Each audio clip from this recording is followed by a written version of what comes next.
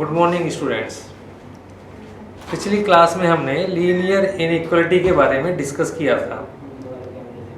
आज हम linear inequality में जो टू वेरिएबल के इनइक्वालिटीज़ हैं उनके ग्राफ के बारे में डिस्कस करेंगे।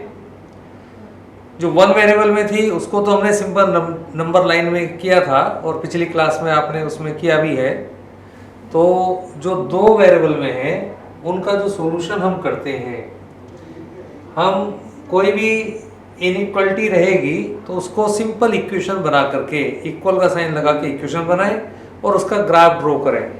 तो ग्राफ दो टाइप से आ सकता है, एक वर्टिकल लाइन में जाएगा तो वर्टिकल लाइन में भी दो पार्ट में डिवाइड करेगा, राइट हाफ प्लेन और लेफ्ट हाफ प्लेन। और नॉन वर्टिकल यदि जा रहा है तो भी ये दो हाफ प्लेन में डिवाइड करेगा, एक अपर हाफ प्लेन और लोअर हाफ प्लेन। हम चेक करेंगे कि हमारा ग्राफ किस रीजन में पड़ रहा है। इसके कुछ पॉइंट्स हैं जो हमें ध्यान रखने हैं कि जब भी हम रीजन जो होगा, हमारा सॉल्यूशन रीजन होगा, वो इनइक्वालिटी की हर एक पॉइंट के लिए सेटिस्फाई करेगा।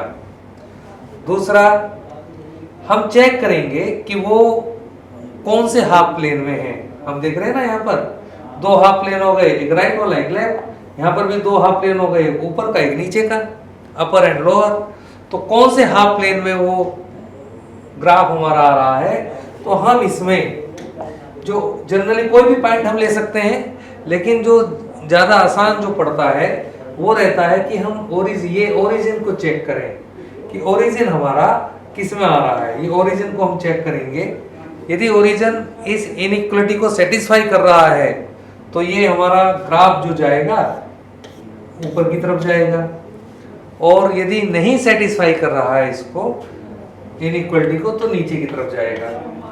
सेम इसी तरीके से हम इसमें हम कर सकते हैं।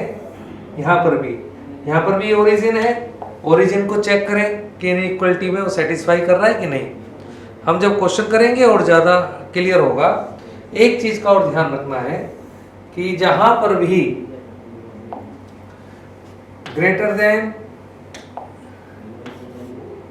लेस देन ये साइन रहता है, और जहां पर greater than and equal to, वो less than and equal to ये साइन रहता है, दोनों में जब हम लाइन ड्रॉ करेंगे ग्राफ की तो इसमें हम करते हैं डॉटेड लाइन, और इसमें जो करेंगे सीधी लाइन ही हमारी जाएगी। क्वेश्चन हम देखेंगे और ज्यादा हमारा क्लियर होगा। क्वेश्चन की हम बात करते हैं। ये मैंने 4 पॉइंट यहाँ पर लिखे हैं जो भी मैंने डिस्कस किया कि सॉल्यूशन रीजन कहलाता है। किसी भी पॉइंट ए बी को हम चेक करते हैं कि कौन सा हाफ प्लेन इसमें आ रहा है, और जनरली हम 0 0 लेते हैं। उसी तरह इनइक्वालिटी जो equal and greater than, less then और ग्रेटर देन, यानी ग्रेटर देन का भी साइन है तो उसमें हम डार्क लाइन ड्रॉ करते हैं, और जहां पर इक्वल का साइन नहीं है, केवल ग्रेटर देन है और लेस देन है, तो वहां पर हम डॉटेड लाइन का साइन लगाते हैं, लाइन खींचते हैं। जैसे हम 6.2 के क्वेश्चन फर्स्ट की बात करें, यहाँ पर क्या है, x plus Y less than 5 है।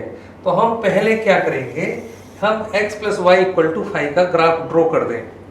और क्योंकि यहाँ पर भी मैंने बताया कि यहाँ पर जो सिंबल है ग्रेटर का नहीं है या लेस इक्वल का नहीं है, तो इक्वल का ना होने के कारण से हम क्या करेंगे, यहाँ पर हम डॉटेड लाइन हमने ड्रॉ करी है। ठीक, तो सिंपल पहला काम क्या, x plus Y equal to 5 का हमने ग्राफ ड्रॉ किया, और इसमें यदि इक्वल का साइन नहीं है तो हमने डॉटेड लाइन यहाँ पर ड्रॉ की। अब हमें चेक करना है कि ये ओरिजिन है कि नहीं है। तो हम चेक करेंगे 0 0 पर। इनइक्वालिटी हमारी क्या थी, x plus Y less than 5। तो 0 0 पर हमने जब चेक करा तो 0 लेस देन 5 है, जो ट्रू है। तो यानी जो हमारा जो सॉल्यूशन रीजन है वो ओरिजिन की तरफ रहेगा, और इसमें हम लाइनिंग खींच करके या शेड हम करके हम इसको शो कर देंगे। तो ये नीचे की तरफ ये हमारा इस इनइक्वालिटी का ग्राफ रहेगा। एक दो क्वेश्चन और देखते हैं। जैसे क्वेश्चन थर्ड है 6.2 में ही 3x plus 4y less than equal to 12। तो किसका ग्राफ ड्रॉ करना है हमें, 3x plus 4y equal to 12 का। अब हम ग्राफ में भी सिंपल बिल्कुल मेथड अप्लाई कर रहे हैं कि एक बार हमने x0 लिया तो y निकाल दिया, एक बार y0 लिया तो x निकाल दिया। और यहाँ से क्योंकि यहाँ इक्वल का भी साइन है इसलिए हमने यहाँ पर लाइन डायरेक्ट ड्रॉ करी। पहले पॉइंट प्लॉट कर दिए 0,3, तो 0,3 हमारा ये पॉइंट रहा एंड 4,0 हमारा ये पॉइंट रहा, और इसको हमने मिलाते हुए 3x + 4y = 12 की हमने ग्राफ ड्रॉ कर दिया। फिर उसी तरह से चेक करना, तो जब हमने चेक करा इसको 0,0 पर, तो हमने यहाँ पर रखी वैल्यू, ये है हमारा इनइक्वालिटी, तो 0 < 12 ये आ गया जो कि ट्रू है। और ट्रू होने से ये हमारा ओरिजिन की तरफ ग्राफ जाएगा, इसलिए हमने इधर की तरफ ही लाइनें ड्रॉ की हैं और इसी को लिख देना है बस। सॉल्यूशन रीजन इंक्लूड्स ओरिजिन 0,0, तो therefore solution region is shaded lower half plane, तो नीचे वाला हाफ प्लेन है। अब जहां ग्रेटर देन 6 है, जहां पर फॉल्स है, अब यहां देखें 2x - 3y > 0, पहले हमने ग्राफ ड्रॉ कर दिया 2x - 3y = 6 का। उसी तरीके से पहले x0 लिया तो y निकल गया -2, y0 लिया तो x निकल गया 3। पॉइंट हमने प्लॉट कर दिया, तो ये -0, -2 है और यहाँ पर हमारा 30 है। मिला दिया, क्योंकि यहाँ पर इक्वल का साइन नहीं है इस वजह से हमने डॉटेड लाइन यहाँ पर ड्रॉ करी। और हम देख रहे हैं कि जब हम इसमें हम कर रहे हैं ये x 0,0 पर चेक कर रहे हैं, यहाँ पर x की जगह 0 रखा, y की जगह 0 रखा, तो 0 > 6 विच इज फॉल्स। फॉल्स है तो यानी ये हमारा जो ओरिजिन है इसमें इंक्लूड नहीं होगा, ग्राफ पे इंक्लूड नहीं होगा, तो ये हमारा नीचे की तरफ ही जाएगा। इसी तरीके से 6.3 के क्वेश्चंस हैं। यहाँ पर हमारे 6.2 में क्या था, केवल एक इनइक्वालिटी दे रखी है।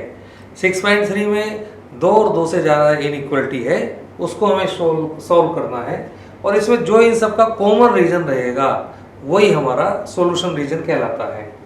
जैसे हम क्वेश्चन सेकंड की बात करें, 3x + 2y ≤ 12, 3 यहाँ पर हमें इक्वेशंस ये दे दी, तो हम इन्हीं का ग्राफ हम ड्रॉ किया, 3x + 2y = 12 का, x = 1 का, y = 2 का। सिंपल हम कर सकते हैं, एक बार x को 0 रखा तो y की वैल्यू हमने निकाल दी 6, y 0 रखा तो x की वैल्यू निकल गई 4। पॉइंट प्लॉट किए तो ये हमारा, क्योंकि यहाँ पर इक्वल का भी साइन है इसलिए डायरेक्ट लाइन ही चली गई।